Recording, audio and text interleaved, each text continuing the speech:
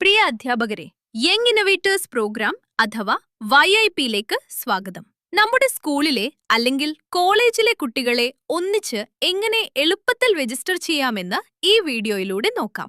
ആദ്യമായി ഗൂഗിളിൽ YIP കേരള എന്ന് സെർച്ച് ചെയ്ത് കാണുന്ന ഔദ്യോഗിക വെബ്സൈറ്റായ yip.kerala.gov.in ഓപ്പൺ ചെയ്യുക. ഹോം പേജിലെ ലോഗിൻ ബട്ടൺ ക്ലിക്ക് ചെയ്യുമ്പോൾ വിവിധ ഓപ്ഷനുകൾ കാണാം.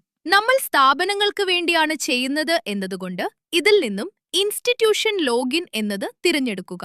ഇവിടെ നിങ്ങളുടെ ഇൻസ്റ്റിറ്റ്യൂഷന്റെ ഇമെയിൽ ഐഡിയും പാസ്വേഡും നൽകി ലോഗിൻ ചെയ്യാം.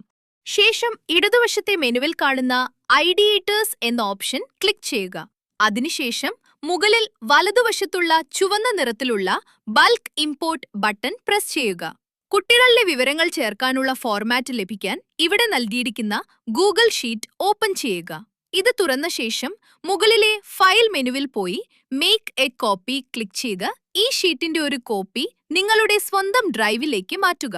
ഈ ഷീറ്റിൽ നെയിം, ഇമെയിൽ, മൊബൈൽ, ജെൻഡർ എന്നീ 4 കോളങ്ങൾ ഉണ്ടായിരിക്കും. ഇതിന്റെ ഹെഡിങ്ങുകൾ മാറ്റാൻ പാടുള്ളതല്ല.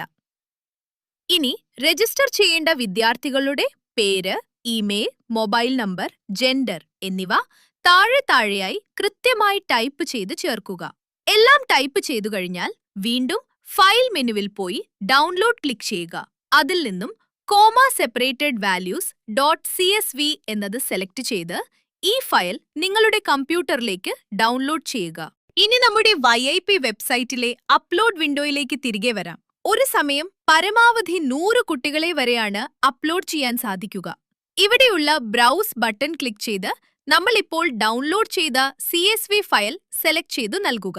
അപ്ലോഡ് ചെയ്ത കുട്ടികളുടെ വിവരങ്ങൾ സ്ക്രീനിൽ പ്രിവ്യൂ ആയി കാണാം. എന്തെങ്കിലും തെറ്റുകൾ ഉണ്ടെങ്കിൽ ഇവിടെ തിരുത്താവുന്നതാണ്. വിവരങ്ങൾ കൃത്യമാണെന്ന് ഉറപ്പുവരുത്തി താഴെയുള്ള ഫൈനൽ അപ്ലോഡ് ബട്ടൺ അമർത്തുക. ഇപ്പോൾ കുട്ടികളുടെ രജിസ്ട്രേഷൻ വിജയകരമായി പൂർത്തിയായി. ഇവിടെ സ്ക്രീനിൽ കാണിക്കുന്ന ബാച്ച് പാസ്വേഡ് കോപ്പി ചെയ്ത് സൂക്ഷിക്കുക.